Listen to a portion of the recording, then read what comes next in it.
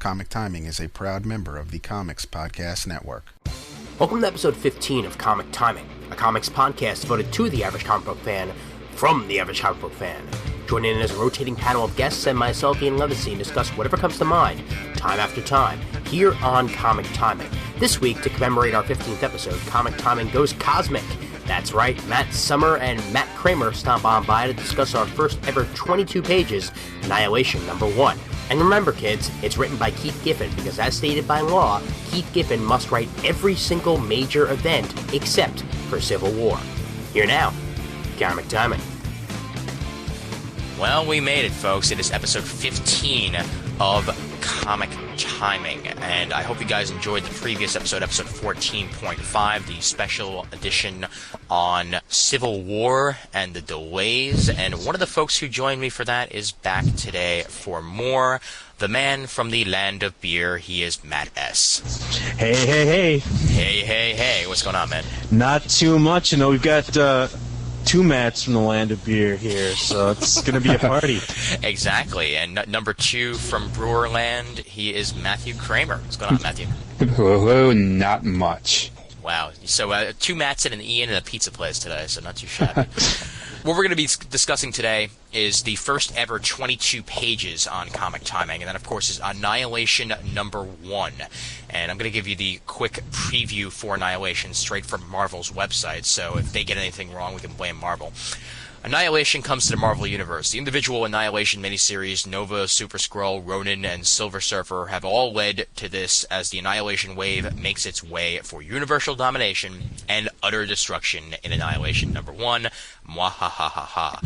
Annihilation begins, and already 2 heroes have fallen, and a long, proud empire is in shambles. Individually, the big guns of the cosmos have tried to defeat the Annihilation wave, but barely succeeded in even slowing it down. Now, heroes and villains alike must unite for an all-out war with Annihilus and his murdering hordes. Follow Nova, Drax, Silver Surfer, Galactus, Moondragon, and your other favorite cosmic characters as they fight for their lives against the terrors of the Negative Zone. Writer Keith Giffen and artist Andrea DeVito, along with Gabriele Delotto, if that's how you pronounce it, providing jaw-dropping covers, are ready to rock Marvel space to its core with this cosmic epic. And you've got a alternate cover by Brian Hitch, but that's not any part of the story there. So anyway, initial reactions about Annihilation #1. Let's start it off with Mr. Kramer.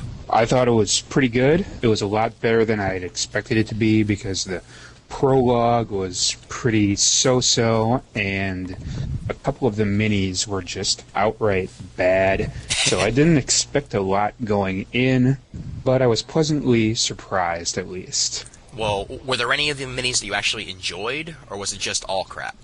Nova was okay.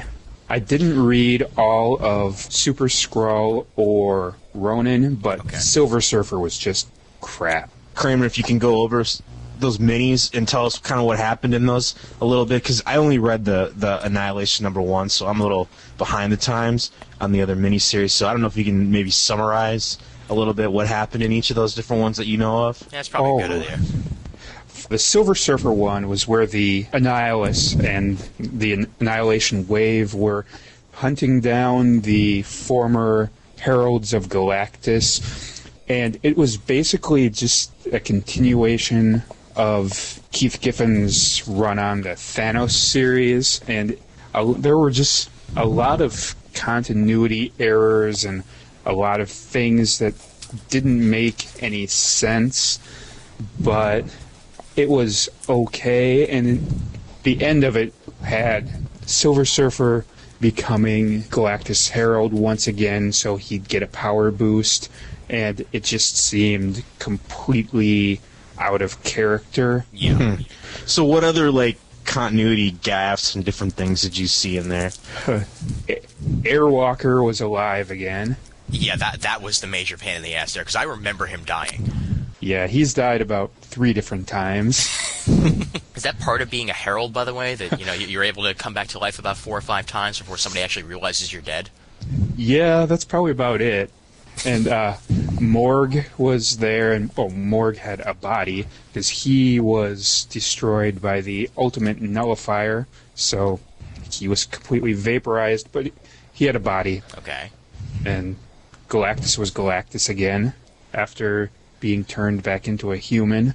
Well, that was temporary. Right. That was right. temporary back in the pages of Wade and Marengo. I remember that they sort of did that to humanize him a little bit, but then at the end of that, he ended up becoming Galactus again. And by the way, since I didn't mention this at the very beginning, there will be spoilers in this episode, as if you couldn't tell by now. But pretty much anything that's associated to Annihilation #1 and Annihilation #1, we're going to be spoiling a bit on this episode. So if you haven't read it, go out there and read it, come back to the episode, and you'll be able to actually understand what we're saying. So, yeah, continue. All right. And then with the Nova series, since he was the last surviving member of the Nova Corps, he had the Xandar world mind downloaded into his consciousness, so he has all of the collective memories of every other Nova ever. Now, we talked a little bit about this before we started recording, but I was surprised. Like I said, I've been aware of this character for quite a long time, but I never had seen this whole Green Lantern Corps kind of take on the Nova character. But you said that's always been since the beginning. I mean, was that in the original Nova series? Yeah. That was in the Nova series, yeah. In fact, I remember... I didn't actually read the Nova series, but I actually remember seeing a couple covers back in the day, like introducing the Nova Corps, And, all right, because I got to go through and read my Essential, I guess, that's been sitting on my shelf. All right, I thought that was kind of interesting. Now, didn't they just... Because I thought I remember some kind of miniseries back maybe in 2005 or something where they showed the Corps, and is that when they all got killed? Was that actually a series? Or was this part of the same thing? The Corps was wiped out in the Annihilation prologue. Okay. Yeah, that was Annihilation Prologue #1. So that's what I'm thinking about, all right. That was the one shot that sort of led up to the miniseries, and then eventually you get to Annihilation #1. So, and in that also, that had Scott Collins' art, and that was pretty much the selling point for me originally on Annihilation. I thought Scott Collins was going to come back, and when he didn't, I was a bit upset because his art actually transfers really well to the world of space, in my opinion. But again, I guess they really only had enough room to put him on that one issue because you really didn't see his art after that. Right. All right, so he became the last son of the Nova Corps and got all these memories, and then what happened? Then he was going crazy. He can't control all of the power, and so he finds himself at some other planet where it's being evacuated because the Annihilation Wave is coming, and he finds Quasar there and Drax, and they're trying to get the planet evacuated before the Annihilation Wave shows up. Drax tells Nova that he's going to help him control his powers, and then Annihilus shows up, absorbs Quasar, and it's over. So Quasar is dead. Supposedly. That's not going to last. I can pretty much say that already, because Quasar, I mean, he might not get a lot of play in the Marvel Universe, but this is a guy who's been around for ages. And, I mean, to just get rid of him like that, I don't know. Oh, in this day and age, man, anybody's game, that seems to be the new trend, is to kill off heroes as gruesomely as possible, especially the kind of B and C listers. Yeah, but we can always hope. I always liked Quasar. I especially liked that run. Oh man, back in the '90s, like Greg Capullo was doing the art. Yeah, and I can't remember who was writing it at the time, but I really enjoyed that series for a while. I have to. Maybe we should come out clean with this kind of stuff, because I know that Kramer, you're a big Marvel Cosmic fan, and I'm on the other end because I've just really never read any of this stuff. I don't know what it was. Maybe to me it was all about Marvel as a company seemed to always be about kind of like the personal, about making heroes kind of more human. Mm-hmm. Mm-hmm. And the cosmic stuff is at the direct opposite kind of spectrum, where it's bigger than life. These aren't necessarily people that you can relate to. Galactus doesn't have to get money to pay for his aunt's medicine or whatever. You know what I'm talking about. So I don't know. I just never picked up a lot of these series, even though I was a big Marvel fan back in the day. The last maybe cosmic event that I probably ever read out of Marvel was, I think, the Infinity Gauntlet. Wow, so it's been a while for you. So, yeah, a lot of these characters, a lot of these people, I mean, I know of them, but I don't know them that much. So hopefully you can answer all my stupid questions as we go through. Well, not knowing the characters much and really not being into Cosmic that much, I mean, how did you enjoy Annihilation '1? Well, like I said, we were talking about this a little bit beforehand, and my initial reaction is almost that this didn't really read to me like what I would think of as a quote-unquote Marvel comic. Mm-hmm. And I don't know if it's, like I said, because Keith Giffen is the busiest man in comics these days. Oh, yeah. I've never seen this guy. I mean, we just saw him at Wizard World Chicago, and he's kind of a crotchety, old, like, grandpa-looking sort of guy. And man, I don't know what he's doing, if he got some energy or whatever, but he's doing all kinds of work for everybody. He's got his own company. He's working on Marvel's big event, working on DC's big event right now.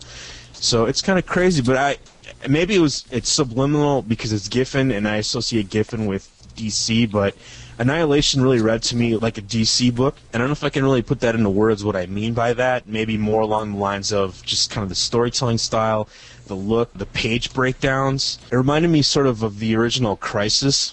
Okay. With the ideas of planets being destroyed, this thing coming from outside our universe, wiping out different planets. And again, maybe it's like the panel layouts are just kind of the Giffen style of writing, because usually, I don't know, it's not, I guess, generally what I would associate with kind of a Marvel sort of story. My initial take on this was I'm not really sure how or where these characters developed into. Like, I was really surprised to see Nova or Richard Rider kind of being this badass Sergeant Fury kind of guy. Yeah. At the beginning of the series, and I wasn't sure if that was just me for not reading it in a long time, or if that was something new. It was interesting, I guess. This first issue is again sort of like a Starship Troopers kind of thing, where it's constant action, constant battles, fighting a losing war against an enemy with greater numbers and greater power. It was kind of a ride. I mean, I'm not going to say I didn't love it. I didn't not love it. It's sort of interesting, I guess. I looked at it and thought, this is a lot of stuff that I'm not sure what's going on, but it's kind of a fun ride. What do you think by that statement, Kramer, that it read more like a DC book than a Marvel book? I mean, would you agree with that statement? It definitely had a different feel to it, and I think a lot of that is, for so long, Marvel's cosmic stuff tried to emulate everything that Jim Starlin had done in the 70s and then early 90s, so now they're just taking a step away from that, so of course it's going to feel like a complete different thing. I can see where you're coming from with that, and I mean the fact that Starlin's basically no longer associated with Marvel in any way, shape, or form after what happened with the Thanos series, I can pretty much understand where you're coming from with that. And at the same time, I mean, a lot of this stemmed from Giffen's Thanos series, correct? Correct. Okay, and do you feel that he even continued his own continuity properly, or do you feel he sort of took some liberties? It really feels like it followed the stuff that was started in issues 7 to 12 of that series. When they brought Peter Quill back, they introduced the Fallen One, who was the first Herald of Galactus. It set up the Kiln and the Crunch, which were big things in the prologue.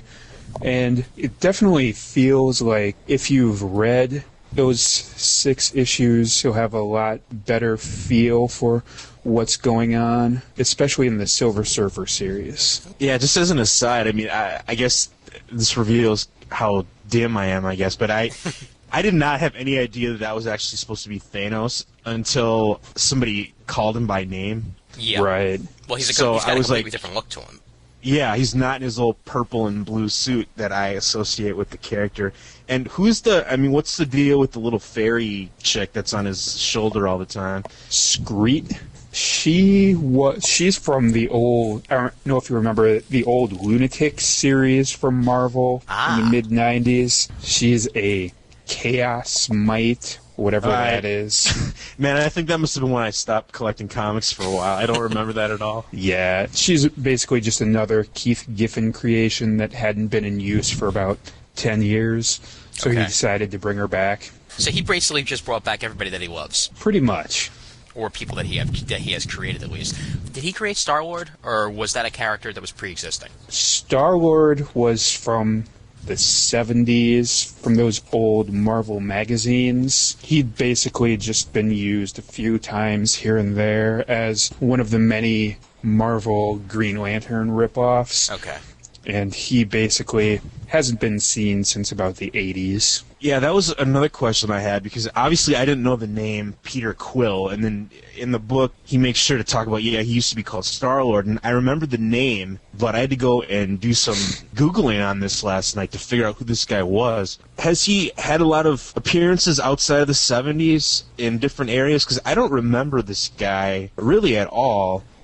Apparently, from the research, he started out, like you said, in the Marvel magazines, and he was kind of what was he? He's like a half-breed alien or something, like an Earth mother and some kind of alien father. Right. He had some kind of special space suit that gave him certain powers, and he had, this is my favorite, the element gun, which would shoot elemental stuff like water or dirt or fire. And I'm assuming then that he used that as sort of like the Lanterns use their rings to do different things. And then somehow he lost his eye or something happened, and I don't know, maybe you can go into that a little bit. Where else has he shown up in the last 20 years? He basically hasn't been seen since the 80s, and even then, it was just really random, scattered things, and his eye, it's a bionic eye that he added himself to allow for heightened vision, and he also has a computer chip in his head to allow for a perfect memory. Okay. And yeah. So he basically just gave this is pretty much Star-Lord version 3.0 then, he's been upgrading himself for a while now. Pretty much. And this is something else maybe you can talk about. It said something in the information I read that he was in love with his spaceship or something. What was the deal with that? He had this living spaceship that was named Ship, and I've never really been a fan of Star-Lord, so I don't know if he was in love with it, but it wouldn't surprise me because I think Claremont and Byrne had a lot of stuff to do with him in the early 80s, so they could have thrown all of that stuff in there easily. You just explained a lot right now by saying the words Claremont, Byrne, and Star-Lord, so that would not be the first person who suddenly was in love with a machine or suddenly just had this really weird character shift or something along those lines, because I pretty much associate that with Claremont and Byrne. Not that I'm saying it's a bad thing, but they do like changing up their characters a lot. Definitely. Now, with Star-Lord, to me, if you want to go with the idea of this playing more like a DC book than a Marvel book, I feel that Nova has pretty much taken the role of Kyle/Hal, and Star-Lord is Guy, because they were both sort of the Green Lantern archetypes, obviously, because with the Nova Corps and all that, obviously a bit of a play on the Green Lantern Corps, and before this, Nova was the inexperienced, basically newest member of the Nova Corps who hadn't really done much with the Nova Corps, stayed on Earth a lot, so he was pretty much the Kyle Rayner type. And then, through Baptism of Fire in his Nova miniseries, was sort of forced to grow up and forced to be the Nova. And in the process became sort of the Hal Jordan type here. So, you pretty much got at least 3 Green Lantern archetypes here, only in 2 different people. Definitely. And Star-Lord was also supposed to be the first member of the Star-Lords. So God. So there was even supposed to be a lot of them, but they went nowhere. So the way that he's writing Star-Lord in this first issue, he's just kind of the wisecracking guy that's in the background as an assistant. Now, he's also, I'm not going to talk about my past. I'm not going to talk about what happened.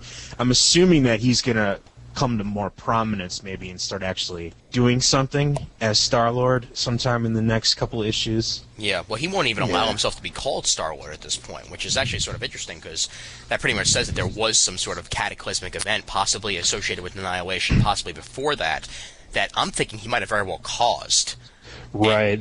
That was kind of skirted over in the Thanos series.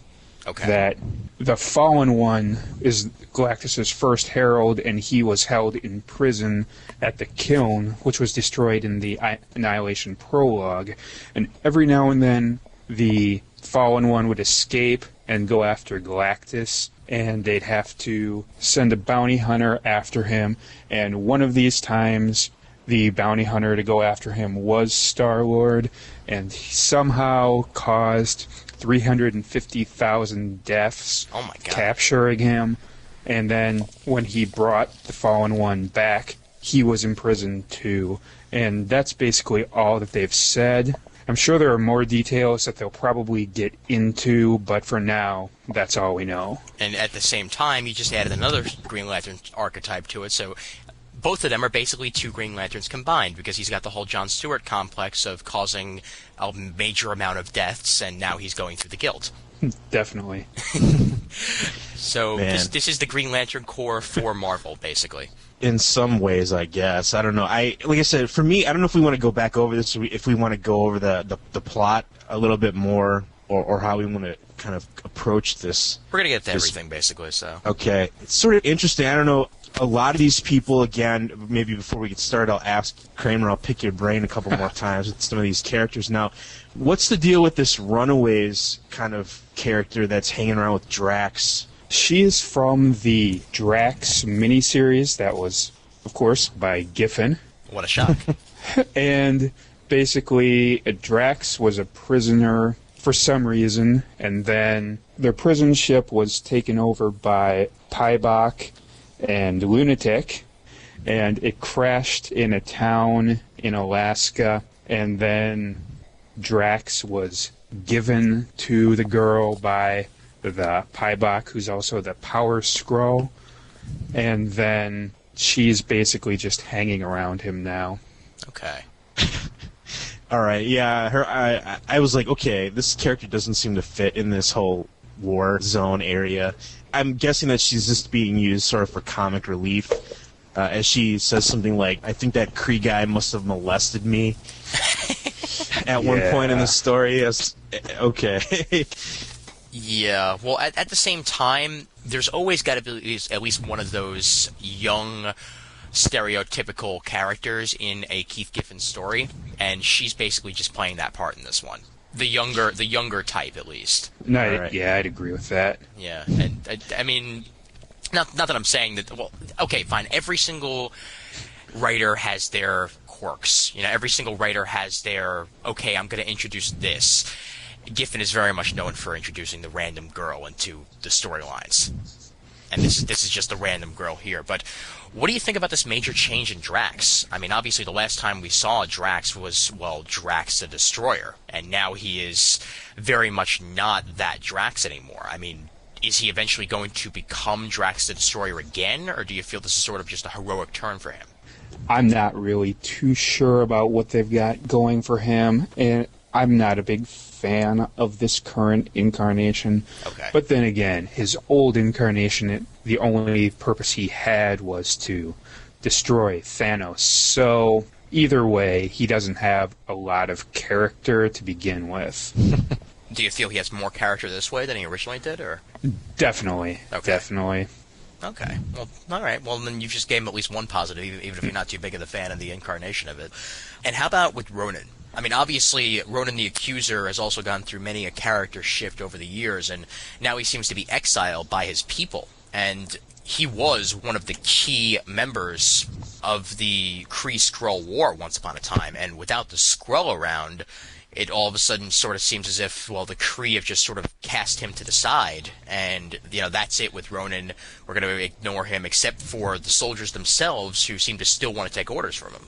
Well, they actually said, I mean, he set it up in the dialogue that it's not just that they want to ignore him, that they invented some trumped-up charges to get him taken out or to put in jail or something. I don't know. It seems like he's sort of an outcast from the society. And so I don't know, maybe, again, this is all I know, so maybe, Kramer, if you have any other information on that. Yeah, I don't really have a lot of information about that either, because I've never really been too knowledgeable about Ronan, other than he was just like a fascist almost. Mm-hmm. Yeah, I hate when people are too judgmental. He's really accusatory quite a lot. Yeah. Yeah. Damn Accuser. And that's another thing also. How many different space characters in Marvel have the insert title here in their name? You know, that just seems to be the running thing for Marvel Comics. Yeah, it definitely does seem to be like that. Drax the Destroyer. Ronan the Accuser. I mean, I'm waiting for, like Pippin the Waiter, Pip the Troll. Exactly. And, well, Thanos, he has gone through many a change, both inside of Giffen's own series and here. And you've got him sort of, it seems like he's sort of reached his zen. And this seems to be something that Thanos was looking for most of his time in the Marvel Comics. And now that he's found it, it's sort of more frightening to me now that he's not all insane and, screaming and shouting and all that he's sort of at peace with himself. It actually seems a bit more maniacal now. Definitely, yeah. He's got, to me, he, again, when I finally figured out who he was supposed to be in the story, he has kind of almost like a Lex Luthor-y sort of vibe in this book, where he's just sort of not really involved, but kind of behind the scenes. He's working, teaming up with Annihilus for some reason. Now, what's Thanos' game in this? To just get rid of Galactus? Or, what's his goal in teaming up with this Annihilation wave? I don't think we really know yet. Thanos, his goals are never known until they actually go into effect. That's really always been the case with the character. He's not one to really explain why he's doing things until it's actually done. And in the past, he's also teamed up with people and not really revealed things until the very last second as to why he's even there. So I'd expect maybe by issue 3 of the series, we might actually discover, why Thanos is there. But until then, it's yet another mystery that's going to have to be solved by the series. Right. Which is what I like about the character, actually. I like that he's, mysterious, and I'm also wondering whether or not he's actually under the influence of this little fairy that seems to be with him. Like, whether or not she has some sort of calming effect on him that's sort of crafted him into this new version of Thanos, or whether or not she's just there, because we've never seen a Thanos like this until she showed up. Right. That could possibly be something that's associated with her character, but I'm not really that familiar with that. But that's a good theory. Many a theory can be crafted from this series, which is, I guess you can certainly call that a positive of most series. If they do get you thinking about what's coming next, then obviously you're going to want to go out there and buy at least the next couple of issues to sort of figure that out. But we're just going to have to wait and see here. Let's talk a little bit about the art, actually, because we've talked about Giffen's writing so far, but haven't really talked too much about the art side. I enjoyed DeVito's art here, but again, I was a real fan of Scott Collins' work in the prologue, and I was sort of looking for something a bit more Collins-esque, but obviously DeVito is DeVito. So, what did you guys think of the art? I thought it was pretty good. I wasn't a fan of the more cartoony feel from the Collins prologue issues, and if they want to make this a more serious book, then it really does make sense that they have a more realistic style. Okay. I don't want to keep beating the same drum with this comparison over and over again, but again, part of the reason why I thought this felt sort of like a DC book is the art style and the way that it's laid out, and just and I don't know if Giffen did breakdowns on this book at all, or I don't know how he writes, if he writes really tight descriptions for what kind of panels he's looking for. The art's decent. It's not maybe what I'd call superstar quality, but it's not far off. It's pretty solid. He's got a lot of stuff that he's working with here, a lot of different bugs or whatever to draw in these battle scenes, a lot of different crazy, freaky aliens, and I think it comes off pretty well. It's definitely dark in color also. It's got this kind of really dark mood to the artwork, and I think I don't know, I haven't really heard of this guy before or seen the artwork before, I don't think, in anything. But, I don't know. I think it's pretty solid stuff. Well, the darkness that you just mentioned also is something that you don't usually expect to see with space stories associated with Marvel Comics. You usually get sort of the brighter aspect of it to sort of show the nature of space and the vastness out there. But instead, you get sort of the complete opposite here with this particular comic. And it certainly works for the story. But at the same time, it sort of goes with your idea of that this isn't the typical Marvel comic here, because we've never really seen this before out of a cosmic comic before, especially with the art. I haven't anyway. I don't know. Again, I'm not the most experienced person to ask about this, but I don't know. I was really surprised. When I picked this up, I didn't really know what I was going to think, coming in blind, as it were, without having read the other minis. I paged through some of them, and I remember that the prologue, and I think maybe like Kramer, I wasn't too impressed with that art style in the prologue. So This is definitely, for a much more serious kind of story, this is, I hate to say, more realistic art style when you're drawing crazy, giant monsters and things. But yeah, I think this art fits the tone of the story really well, and it works. I like this more than I thought I was going to like this story. Now, about Annihilus, I mean, Annihilus has never really been the main villain in a series before. I mean, you've gotten him as the sort of the fill-in villain in Fantastic Four before. You've seen him in a couple of different Negative Zone stories, but nothing really too severe out of Annihilus before this. And now you've got him with this whole Annihilation Wave, and Marvel giving him sort of a kick. I mean, do you feel he's deserving of that kick? I mean, do you feel he's been filling the role of the villain so far pretty well here? Because he's always seemed, and not to use the word hokey too much here, but he's always seemed a bit hokey to me in the way he's been written in Fantastic Four before. This is the first time I've actually really seen him as anywhere near menacing. Right. He's always just kind of been a throwaway villain, and he's always easily defeated by the Fantastic Four, but now he's got a giant power boost. And I'm not really sure if he's quote-unquote deserving of this, but if they can write a good story about it, I'm fine with it. What do you think, Matt? I don't even remember the last time I saw a story with Annihilus involved, to tell you the truth. My take on him in this story is I don't see. He seems to me kind of like the preening sort of buffoony, I'm going to kill you all kind of guy who's maybe set up to be the obvious villain, with a much more subtle villain of Thanos being behind, kind of manipulating him maybe. He's kind of a little over the top, I guess, right now in his villainy, I suppose. I want to say, kind of like the typical ranting and raving sort of villain. Yeah.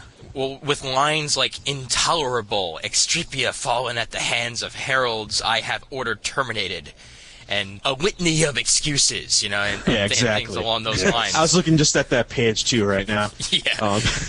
And his... Talk about ranting and raving. As long as we're on that page, I guess, what's up with that ship with, like, the tongue, the teeth or whatever, the mandibles coming out of there? I don't know. Yeah. That's I'm not a big Zone fan. Ship.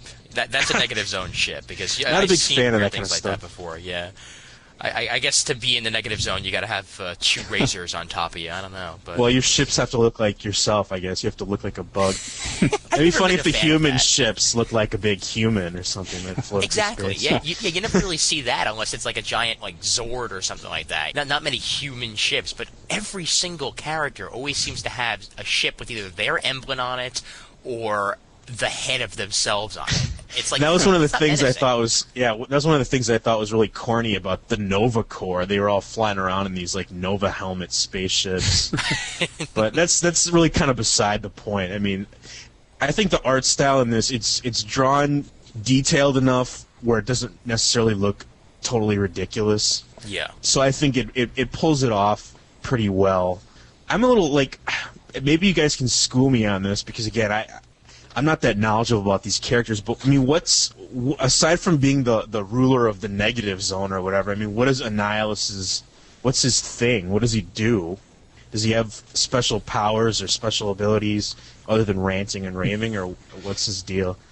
He has the Cosmic Control Rod, which I think it has something to do with the cosmic energy, and yeah, I don't really know what a lot of his abilities and stuff are. Is that related to the Cosmic Cube in any way? I wouldn't be surprised. Everything's related to the Cosmic Cube in Marvel Comics. Exactly. Everything. Just like Scarlet Witch can be controlling everything, same thing with the Cosmic Cube. Gotcha. Annihilus in the past, I mean, his main idea is he's sort of, well, because he's the dictator, he can rile up these giant armies, and he can get these folks to his side in a matter of minutes and all that, because he has so much military power. So not only does he have this cosmic rod thing, but the fact that he can be controlling all these people is a major selling point for Annihilus. Right. And I'm not sure if you read the Silver Surfer series, Ian, but if you notice that in that series, Annihilus' ship, where he was, it was drawn exactly like the throne room of the Death Star from Return of the Jedi. God, yeah, I noticed that. So I think they might be trying to set him up in an Emperor type role. Darth Annihilus. Yes. Annihilus Vader. Hell yeah. Oh, brilliant right there. Yeah, but and also Marvel is known for doing that with their ships and with their throne rooms and all that. They put in the random references there that, you know, it'll please the geeks, and at the same time you're thinking to yourselves, oh God, you know, not again. Yeah. So have we seen this kind of thing before with these kind of like hive mind linked queen characters in these stories before? This is the first time I've ever seen it. Yeah, that's the first time for me too. I read a lot of, and I teach a science fiction class in my high school, and one of the books that we do every semester is Ender's Game.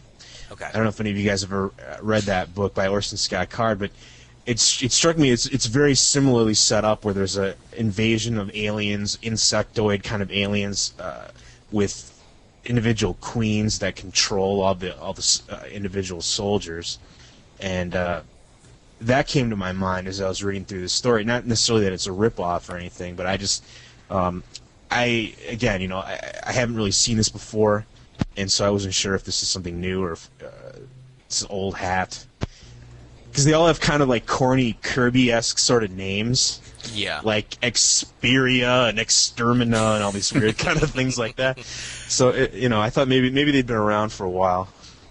Well, actually, I'm glad you mentioned the Kirby thing, because that actually sort of led towards one of my next questions. I mean, after the Starlin era and all that, that sort of distanced itself to the old-fashioned Kirby-esque cosmic world.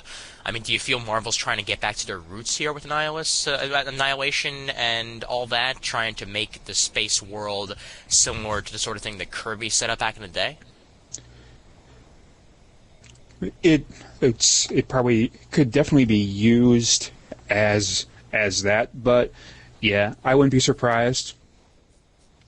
I mean, to me, it looks like that they're trying desperately to make their cosmic stories like scary and menacing. Yeah. In a way that I don't know if they've ever done that before quite as much. That might have been part of it. We talked about this before, that for me, and I remember when I was a kid, when I first started reading comics, and maybe why I never really got into these stories, is that Marvel's cosmic stuff is kind of silly.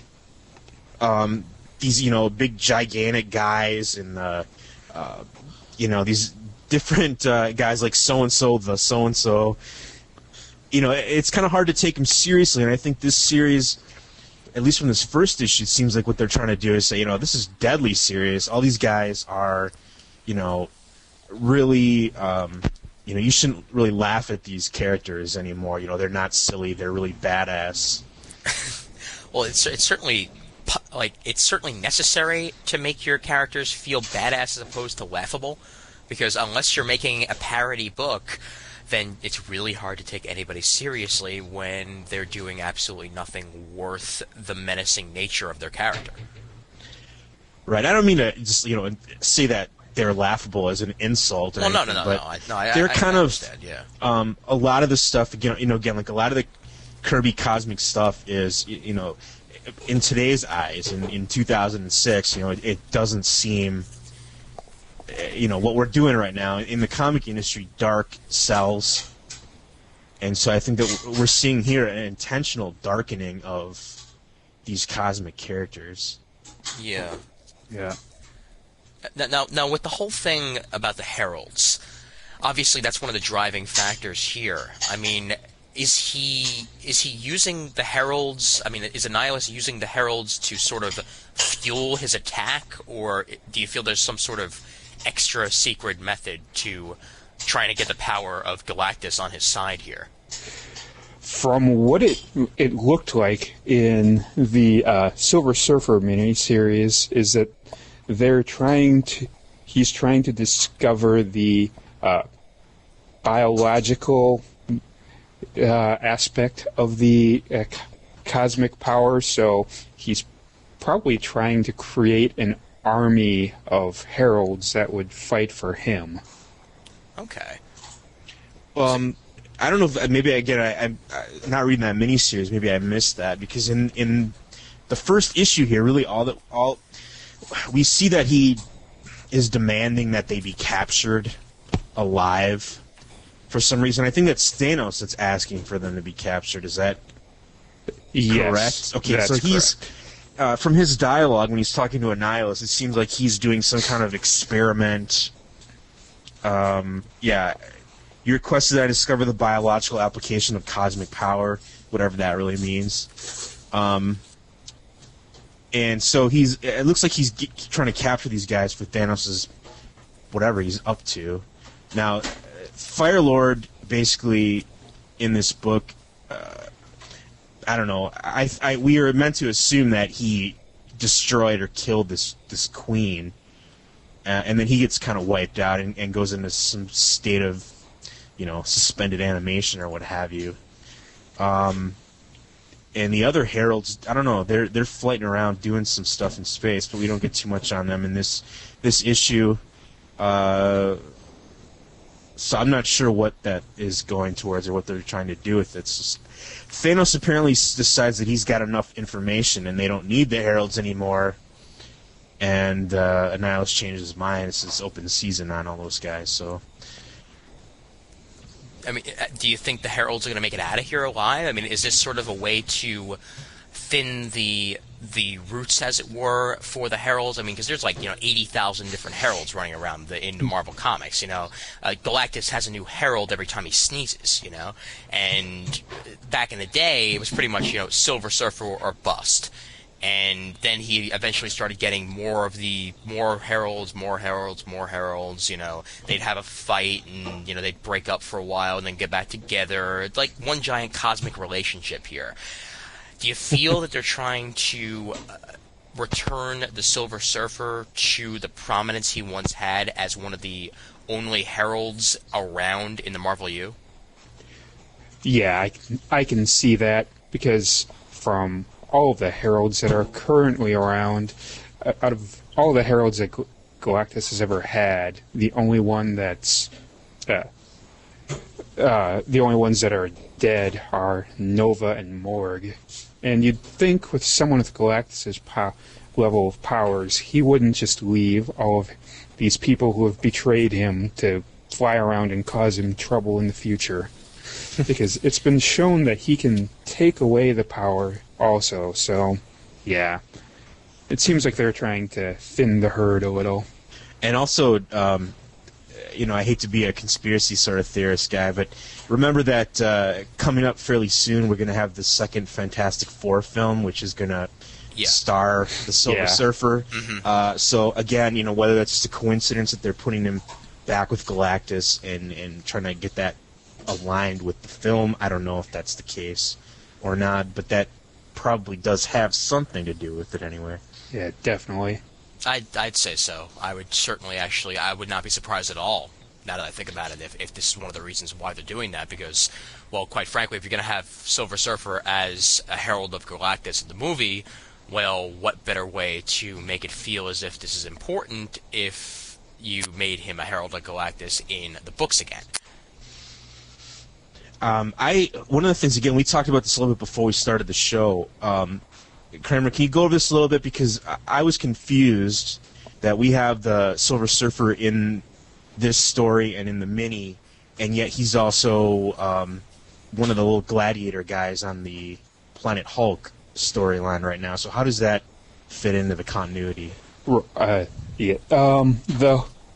Everything that was in Annihilation had a timeline set up with a date in relationship to Annihilation Day, which is where the kiln was destroyed, and it seems that the Silver Surfer was on the Planet Hulk stuff about a week before Annihilation started, which is probably about the same time that the Civil War started.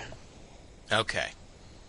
That makes a lot of sense there, actually, because, well, it was a completely different Silver Surfer in that Planet Hulk arc. I mean, you saw him, he was much more lighthearted, and he seemed to be connecting very well with Hulk. I have a feeling this day and age, with the Silver Surfer and the change in his attitude in Annihilation and all that, getting back with Galactus, I'm not sure he'd be nearly as chummy with the Hulk.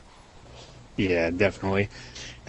And this issue, issue number 1, takes place 6 months after the prologue, so that's about 4 months ahead in Marvel time. So this is actually probably taking place after Civil War itself even ends.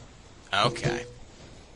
Which actually, that's gonna leave a good question, because after Annihilation's over and all that, I mean, are we going to see some of these characters perhaps return to Earth? Well, Nova especially, because Nova was a member of the New Warriors. And with the whole thing going on in the Marvel U now, with Civil War, I mean, Nova's going to return to Earth, and some of his buddies are going to be, Kaputski, and Speedball is in the middle of, guess where, the negative zone, and right away I'm thinking to myself, this is starting to make sense here, because Annihilus was upset that the universe was invading his space in the negative zone. Well, this little area that they set up in Civil War, the little prison, could very well be part of that, because they're invading on his airspace here. It's funny that you mentioned that Civil War in regards to this story, because this, don't you think if Annihilation is going on, I mean, isn't Civil War kind of stupid? That these guys are, like, they're arguing about registration when there's this huge, like, death invasion wave that's coming. I mean, this is like the FF's bread and butter. They should be all over this whole thing here. But I guess I'm kind of glad that these two events are being kept separate from each other. Yeah. Well, also because you'd have Reed Richards off in space, probably assisting with this, as opposed to building a giant prison in the middle of nowhere. So yeah, I guess maybe it makes more sense if you don't think about it, because they should be. I mean, Earth's heroes should be involved in such a deadly threat as this. But again, I know this focusing on the cosmic characters, and the other guys are too busy arguing about registration to worry about a giant alien death wave that's coming to destroy the universe. Yeah. Well, actually, now that I think about it, it's sort of like, to sort of draw this analogy to it, when a catastrophic event happens in your neighborhood, and say about 3,000 miles away, a cataclysmic event happens, completely away from where you are, which one do you deal with first? Do you deal with the one in your neighborhood, or do you deal with the one that's far away? Obviously, you go neighborhood first. So, for Earth... Well, possibly, except, you got to go with what's more important here. I mean, yeah, you're not going to fight your neighborhood gang if, your country's being invaded. Everybody has to, you think this is a much greater threat to everyone on Earth, and I almost sort of wish that they would have something in this story that said that we lost contact with Earth, we can't get a hold of any of those guys, or something at least. But, if they wanted to fit together, maybe to explain why no one's involved really with this storyline so far. Maybe I'm just nitpicking. Well, how far away from Earth is this all taking place? That's the question. No idea. Exactly. Well, we're on Daedalus 5, wherever that happens to be. I don't know. Somebody bring up their cosmic map of the Marvel Universe, and we'll be able to find that out. But it's like I said, this is a very original Crisis feel, with this giant wave engulfing planets and causing problems. And you think that this should be something that they'd normally, if it wasn't just supposed to be a cosmic only character event. Yeah. Some of the other heroes would be all over this, but I guess we can't. they're not, and so I just might as well just let that point go. Well, we've got at least one coming, because in the solicit that I read at the beginning of the show, they mentioned Moondragon, and Moondragon's not in this at all. So at least we've got Moondragon coming up, which also means that I'm almost positive that we're going to see the sister of Genus Vel, the new Captain Marvel. I'm almost positive that she's going to be showing up in this series at one point or another, because they mention her in the little dossier file that they put at the end of the Nova series. You know, like they had little biographies, and I've heard things about a new Captain Marvel appearing in Annihilation at one point or another. So, and she was introduced in the Peter David run of Captain Marvel when Genus Vel was Captain Marvel. So I wouldn't be shocked if we at least see Captain Marvel, who is associated with Earth, even though he's Kree, and Moondragon, who has been a member of the Avengers, at least involved with this sometime soon. Right. Well, this is a whole. All the traditional space enemies, as we can see in this book, are working together. You got Kree and Skrull fighting side by side. We have mentions of the Shi'ar, but we haven't seen them yet in the story. I mean, this is basically everybody, and this is what I was talking about before. When there's an outside force, that people make up their differences and they fight together to get rid of that outside force. And then once that's done, then they go back to fighting each other again. Right. So far, I mean, we've seen everybody, so that would not surprise me. Any quote-unquote cosmic or alien character. Yeah, probably the biggest person we haven't seen so far is Adam Warlock. Yeah. Actually, yeah, that's a good point. I've been wondering where the hell he was. Yeah, the last time that I remember seeing him was in the Warlocks miniseries from a couple of years ago that had the third Warlock character, and then they took off. But I don't really know if that was in continuity or not. And if that wasn't, then the last time we saw him was in the Jim Starlin issues of the Thanos series, where he basically was saying, "Congratulations for not being a bad guy anymore." Really? Well, doesn't Warlock have his whole cocoon thing going on, where he gets in a cocoon and then comes on out, and he's Warlock version 8.7 as opposed to the previous version? Who knows? Maybe he's in his cocoon right now. Yeah. It's too easy with that character. Yeah, it's exactly. Whenever you don't see him, oh no, he's in his cocoon. That's why he wasn't around. Okay, interesting. Guy on his magnitude should be around. What do we want to make of? I don't know if you want to get to this or not yet, but since you said this is a spoiler-filled show, yeah. Do you want to talk about the oh shit moment of the story?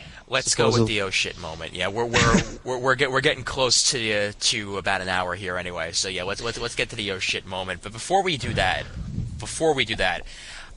are there any traitors in the ranks with Nova's bunch? Because there are a couple of the members of the team that seem like they're a bit shady and might very well end up with Annihilus's guys eventually. I mean, do you feel like they're all there for the right reasons, or do you feel there might actually be a traitor in their midst? I wouldn't be surprised if Gamora were a possible traitor due to her relationship with Thanos, and we don't really know where Peter Quill stands. But then again, Thanos could be a traitor to Annihilus also and have his own agenda, so I wouldn't be surprised if there are some traitors somewhere. Yeah, I mean, dollars to donuts, and it seems to me that Thanos is playing Annihilus to get his own ends, whatever he wants. So I think that eventually we're going to see him step up, with Annihilus kind of maybe getting killed or something happening to him. I don't know, just a prediction, but I could be wrong. And then Thanos could have a cosmic rod. Every guy needs one. Exactly. Speaking of which, let's get to that oh shit moment finally. Galactus be fallen.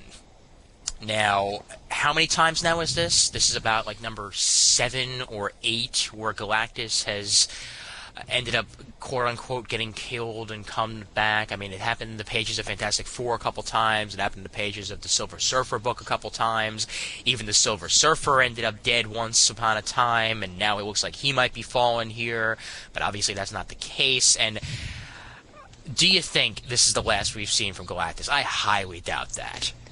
Yeah, I highly doubt that as well, because I didn't even realize that was supposed to be the big moment of the book. I was like, okay, again, this has happened again.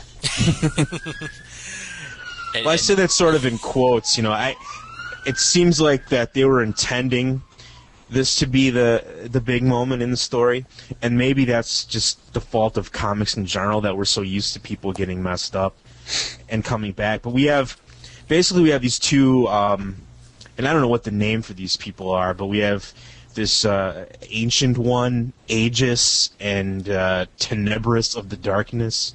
Right. Basically two big-ass giant cosmic guys who put the hurt on Silver Surfer. He's all cracked. He's a bunch of cracks in his body. And, we see Galactus go down, shooting stuff out of his mouth like he's dead or something. And we basically have a feeling that it's set up like, okay, now we're really screwed. The war is really over. We're really doomed. We have Thanos gloating over the fallen Surfer and the fallen Galactus. And, Richard Rider Nova's not too happy, and he ends up, God help us. Yeah. Which, I mean, mind you, the fact that he's believing that this is a turning point in the war obviously makes us think, oh, hey, this could be a turning point in the war. But at the same time, is Galactus, being dead at this point really the selling point for the end of the war here? I mean, I know Galactus is powerful. I know that he's been a major part of the whole Annihilation event so far with the miniseries and all that. I know that the Heralds also have a lot to do with that. But, I mean, there are other cosmic folks out there. I mean, meanwhile, they haven't mentioned the Celestials at all so far. I'm thinking that they might end up being a part of this war at one point or another, maybe sticking their hand in and preserving their part of this all, because from what I know about the Celestials, the universe is theirs, basically. So I wouldn't be shocked if they step in. And Aegis and Tenebros, they both they have a very celestial look to them. Yeah. So is this, I mean, I kind of assume that these are just older characters that I didn't know who they were. Is this the first time we've seen them before? They were in the Silver Surfer miniseries. Oh, okay, the Annihilus lead-up, I mean the Annihilation lead-up series. Yeah. Yeah. All right.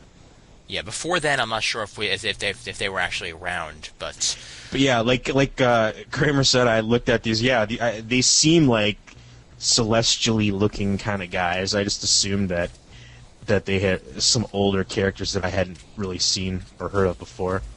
Well, that also goes with the celestial nature of Galactus himself. I mean, there have been so many different origin stories about Galactus in the past, but I know that one of them, once upon a time, was that he got his powers from the Celestials. And that would explain why his heralds sort of had a bit of a celestial look to them, at least some of them at least, especially that first herald, the Fallen, that's been mentioned in the past. So, I mean, if his power is from the Celestials, again, I'm not sure whether or not they still go with that theory or not, but it would sort of make sense that the Celestials would then be drawn over when somebody that was, basically fed by their abilities falls. Right.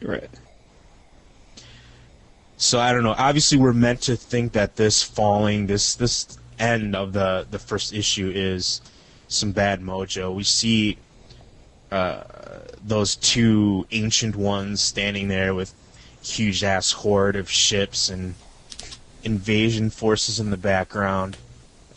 And obviously Thanos is up to something with getting the Silver Surfer. Maybe that's why. No, I'm trying to think. No, that can't be why, because the timeline doesn't work out. I was going to say maybe that's why he doesn't need any of the other heralds anymore. Yeah. But this wouldn't have taken place until after he'd already talked to Annihilus, so that doesn't really play out. Yeah. But he's up to something. That's all we know. Of course. And as always, Thanos is always up to something. He's always got something in his back pocket ready to roll out, so not much of a shock there. Were you guys readers of the She-Hulk Dan Slott series at all, out of curiosity? No. No, Okay. I wasn't either. I just I read the Byrne issues, and I haven't really read the Slott stuff. Okay, because the reason I asked that is because there was a glimpse of She-Hulk's future that involved the Watchers and a whole bunch of different heroes on like this barren planet, and apparently the Watchers have some sort of giant like war going on. And from what I've heard, this might very well be the Dan Slott led story that's going to be coming out after Civil War. That might somehow have something to do with this. I mean, I'm thinking to myself, what happens in Annihilation could very well be the setup for that also, because another, cosmic group of characters that we haven't seen at all are the Watchers. Right. I mean, do you feel that the Watchers might get involved at this point at one point or another? Obviously, they're not supposed to, because they're quote-unquote not supposed to be, in any sort of way, shape, or form affecting what happens in their own known sectors. But, well, their known sectors might not exist anymore if this Annihilation wave actually hits. Right. I wouldn't be surprised if they get involved. They always get involved. These big-headed meddlers. Yeah, exactly. Again, when's the last time we've seen Uatu in a comic? It's been a while. I think he was in Civil War #1. Oh, yeah. Okay, yeah. Yeah, okay. Yeah, he popped down for a second and basically said, "Hey, guys, you're all screwed." And then popped away. Because he's Uatu, he does that. Yeah, I forgot about that. Okay. Yeah. But that was just as like a warning sign. Him actually getting involved has been a long time now, since like the 90s, basically, with the FF involvement that he had for a while. I mean, the Watchers could be a pretty important part of this series, but because it's only issue 1, we really don't know what's going to happen here. And I'd like to see them get involved, but then again, I'd also like to see the Celestials get involved. There's so much that you could do with this series. And this issue 1 sets you up where you're really interested in what happens next, but they're really going to have to deliver also, because if the next issue is crap, I'm going to be really disappointed. You set yourself up really well here. Giffen better deliver. Yeah. That's always the tough part. On the front cover, is that supposed to be Moondragon? Let's see here. I see Bald Chick, and I think Moondragon, so I don't know if that's... that's she's worn armor similar to that in the past, actually. So yeah, right. I was wondering that as well. Why is she on the cover if she's not even in this book? I'm so disturbed. Don't you love it when they do that? Yeah, with all the Ronin appearances on all those new Avengers covers. Man, yeah. I think it's kind of funny. I don't know why this just struck me, and I know this is two different tones and different stories, but I was wondering if we're going to see like the Keith Giffen Defenders style Silver Surfer in this story. Is he going to wake up and want to go surfing on the beach with California stoners or whatever? Well, that much is certainly not in continuity with the Marvel Universe. That much you certainly know. After this, you know for certain that stuff never happened. Because to go from one major extreme to another like that, that would take a lot of explanation. Just ignore it. He was riding through the marijuana field, and all of a sudden, just got an urge to surf with his surfing brethren. Well, that just, I guess, goes to show you that Keith Giffen is everywhere. Exactly, and he's got every single style. And, I mean, this sort of proves here, 52's been proving this also, that he can do the funny, and he can do the epic. And he's certainly crafting an epic here. And how often is it where you get to say that a guy like Keith Giffen, or a guy, period, has crafted 2 of the biggest events in comic books for 2 of the biggest comic book companies at the same time. Yeah. Exactly, in the same time. This dude is, like, everywhere, man. He must not sleep, or else it's really easy for him to write this stuff. I don't know. He's everywhere. Like I said before, he's doing this Boom Studios stuff. He's, pretty much the linchpin of 52, writing Annihilation. I don't know, man. He's ubiquitous. He's everywhere. No wonder he's so cranky. Hey, I would be cranky too if I had to write, 80 books. I mean, what do you think Brian Michael Bendis is? No, okay, I kid. Oh my God. The ramifications of Annihilation. Do you think they're actually going to show up in the Marvel books themselves, or are we going to have some sort of next series after Annihilation to go with that, because it would make sense to perhaps after Civil War have the FF deal with this, because again, I mean, it's sort of like the Rann-Thanagar War when you think about it. The Rann-Thanagar War, well, this is partly because the Hawkman issues were late, I understand that, but with the Rann-Thanagar War that led up to Infinite Crisis, you really didn't see much interaction with the characters that are usually associated with those two worlds until after, or at least midway through, the Rann-Thanagar War. With Annihilation, if Civil War is happening before Annihilation, which is what people are, being led to believe here, are we going to see the FF involved in possibly the aftermath once Civil War is all done in that, and we've got, a couple issues to kill? You'd almost think that they'd have to, if they're really going with making Annihilation matter. I think it would be pretty foolish of Marvel to not at least deal with some of the ramifications in some of their other books in the aftermath. I almost feel like this is... I can't believe they're doing this at this time right now, because both of these stories are their own, or could be their own big events. I almost feel like this story is kind of getting the shaft put to the side because Civil War has turned out to be a lot more popular than I think Marvel expected it to be. And it almost seems a shame. Like I said, it's a shame that because a big cosmic spanning story like this just begs for the inclusion of the Fantastic Four or some of the other heroes. Like you said, it's Avengers and Kree Skull War. I mean, they've taken part in cosmic conflicts like this. I almost feel bad that we're not getting those characters in this storyline. So I don't know if we'll get this after that's over with, but it seems like this is going to be done by then anyway, so I don't know.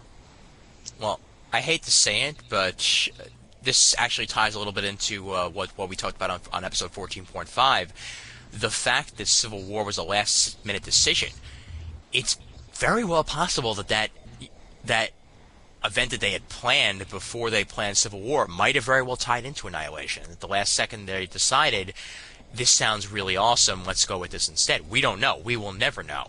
But it would certainly explain why a lot of characters are absent from Annihilation. All we know is, Miller and Bendis said it was shite, so I don't know. Whatever that other plan was, that's all we know about it. But, like I said, it seems almost silly to have two gigantic events going on concurrently. It seems like, I don't know, dividing their talent up, or there's some kind of problem, because this could have been, or could still be, I guess, but Annihilation itself could have been a very huge deal. It definitely. And without all the without the major characters, let's face it, without the Earth heroes, it's a little bit of a kind of also ran series. What do you think, Kramer? Yeah, I think it's kind of strange that they're running both of these big events at the same time, Annihilation kind of seems to be getting the shaft, but maybe they'll boost it up a little bit to kind of fill the holes left by Civil War's delays. Okay, yeah, that actually I could really see, because Giffen is like we've stated before. He's a workhorse. There are not going to be any delays in Annihilation. That much I'll guarantee. This thing's going out as is. They've got a couple issues in the bag already. I would not be surprised, because they've had this in the works for a while. Right, and at least this is only one, and it's only one book that they have to tie everything together in, not the entire Marvel product line. Well, yeah. This has something to do with the statement that was made when Annihilation was first actually announced. Even before Civil War was announced, they stated that they want the Marvel cosmic heroes to sort of stand on their own legs, to not have to be associated all the time with the typical Earth heroes that you would expect. I'm not quite sure if that's a good move, though, because by putting these cosmic heroes in their own little pocket, they're really distancing themselves from any sort of association you would have with the rest of the Marvel U. Yeah, definitely. Marvel's cosmic stuff has always been kind of a niche stuff within a further one. So, yeah, I don't know why they aren't trying to tie it in a little more, but yeah, this is, I mean, part of the reason that I've never really been in the cosmic stories that much, and this is the same thing again for DC, because all their space characters too, the Rand Thanagar War and all that stuff, that was my least interest. I was least interested in that mini, because those characters just out in space meeting weird aliens, I don't know, there's just something about that, it doesn't really work for me. So I think that they need some kind of tie-in with these other characters, at least on some level. I mean, obviously we have Nova being involved here, but he's never been a major player really in the Marvel universe proper. He's more of a kind of a B-level character, I think. But yeah, I don't know. Whatever they're going to do, it's more interesting than they have been lately, so we'll hope for the best. I certainly do indeed hope for the best. So, after this Annihilation #1, are you picking up Annihilation #2? yeah, definitely. Yeah, I'm interested enough to see what's going to happen. Events like this, I'm hoping that it's going to be solid all the way through, and that the story doesn't just go off the deep end at some point. But right now I'm in for #2. And I would certainly be in for #2 as well, because it's within my budget now. Now that I don't have any Civil War titles to buy, so I can certainly afford it. And it's only one issue, like we stated before, so no tie-ins, and that's probably the way that they should have done Civil War in the first place. But I'm not even going to talk about that. But anyway, yeah, no, I mean, I think we got some decent stuff going here with Annihilation, and hopefully it will continue, and hopefully the art will be on par for the next couple of series, because quite frankly, again, even though I was a fan of the Collins stuff, I'm liking the DeVito stuff, and I'd like to see some consistency there and no rushing, because, well, when you rush, that's when you get the half-ass storyline going on, because, well, when the art's rushed, the writing seems like it's rushed, and everything's all rushed in the end. But I doubt that's really going to happen with Annihilation. What has, just as an aside, you're talking about the artwork here, has this guy done a lot of other stuff in the industry? Because I haven't heard of that name before. I've heard of him. In fact, actually, let me take a look here online quickly. And I'm even assuming things saying it's him because it's Andrea. Yeah, Andrea. I don't know if it's a guy or not. I don't know. The only other thing that I remember him being associated with is the Thing series with Dan Slott. Oh, okay. Was he the penciler on that whole series? I believe so. Okay, yeah, I like that stuff. That makes sense now. Well, for most of the series, he was. He left near the very end, where I'm pretty sure Chris Batista was the guy who did the rest of that, but I'm not entirely sure. Let's see. I'm at his website right now, so let me see what he has for portfolio. Great, it's got music. Fantastic. All right, let's see. We got. He's got covers. He's got pages. Okay. You know what? On second thought, let's see if perhaps it's in his biography. See, I love it when you go to portfolio and you expect to find, what the guy's done in the past, but it's not really there. Well, he's an Italian artist. I think he's pretty decent on this series. I don't have any complaints about the artwork. It fits the story. Like you said, that definitely a serious dark tone to things, and I guess I can attribute that to the colorist as well. Using a very dark palette. Well, they certainly picked the right colorist for the job. And actually, yeah, who is the colorist again? Just so I can actually remember. Laura Villari, who again I have no idea who that is. Exactly. Well, that's a good thing that they seem to be going with the new names here as opposed to established ones. You know what? Let me go to his wiki because this is ridiculous. His own website takes like 80 years. Just find out screw it. We'll look it up later. Okay, here we go. I got it. All right. Yeah, he's done the interiors, obviously, for Annihilation. He did Captain America and the Falcon, #8. He did Thing 1 through 5, Thor issues 80 to 85, He did 7 and 8 on Young Avengers. Oh wow, I didn't realize he did Young Avengers. Huh, okay. That actually makes sense. Stormbreaker, the Saga of Beta Ray Bill, numbers 1 through 6. He did the What If Aunt May Had Died Instead of Uncle Ben storyline that they did in the What If series, and he also worked for CrossGen. He did some Scion, and he did Brath, and The First. So that's the stuff that he's done in the past. So Cool. Thor and Young Avengers, I guess, would be the two biggest ones out of that he's done. Speaking of which, though, where's Beta Ray Bill? What's ever happened to that guy? He should be in here kicking somebody's ass. That's a good question, actually. I forget. Did he lose his powers when Asgard exploded? I'm not too sure because I didn't read that the Thor disassembled. Yeah, I just remember the last thing I think I remember reading him in was like the old Simonson Thor issues. I don't know. It's been quite a while. I don't know what he's done or what he's up to or what powers he has or doesn't have, but he's a badass cosmic guy. He should be in here beating some alien heads. Thor plucked him from the battlefield and empowered as he was by this point refused to let him return to fight over his live protests and Blade him to remember. Okay, yeah. Nothing doesn't say anything here about him not having powers anymore. So, and actually, there's a Beta Ray Bill series starting up.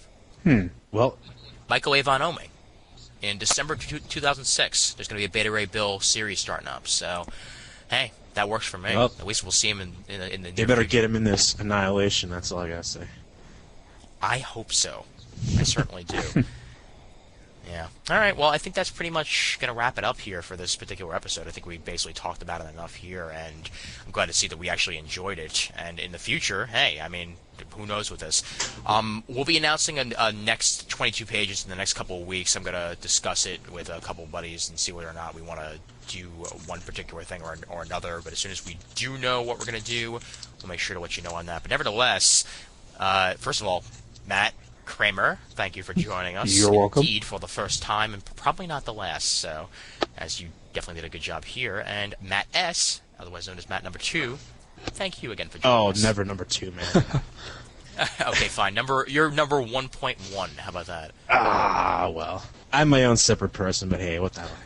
There you go. All right, Ian. Fine. You're enjoying your Milwaukee. All right? Both of you enjoying your Milwaukee, and that's all that matters. So let me go through the usual rundown here. The email address for Comic Timing is comictiming@gmail.com. Don't forget to check out the forums over at comicgeekspeak.com/forum.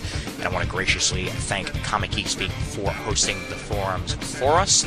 Don't forget to vote for us on Podcast Alley. The links are in the show notes and on the main page. We're having some troubles with iTunes again. What a shock. But hopefully we will have things up and running there again soon as PodPress managed to redirect it to a feed that doesn't exist. So I'm in contact with iTunes, and hopefully we'll have that fixed for you pretty soon. Until then, feeds.feedburner.com/comic-timing-podcast. Just manually add it to your iTunes, and you'll be able to get the episodes pretty easily that way. We are proud members of the Comics Podcast Network over at comicspodcasts.com. Also, don't forget to check out The Furnace over at wardshaper.com. Ward Shaper is an affiliate of the show. And once again, as of next week, I believe, we will have his brand new segment about villains premiering on the show. So that should be a lot of fun there. And hopefully coming soon, we'll have an announcement on David Price's future product, which will update you on soon. And once again, dudes, thanks for joining us. It's been a lot of fun, and you'll be back soon, I am certain of. So once again, Matt, thank you for that. Yeah, no problem. No problem. And as always, there's always time for comics.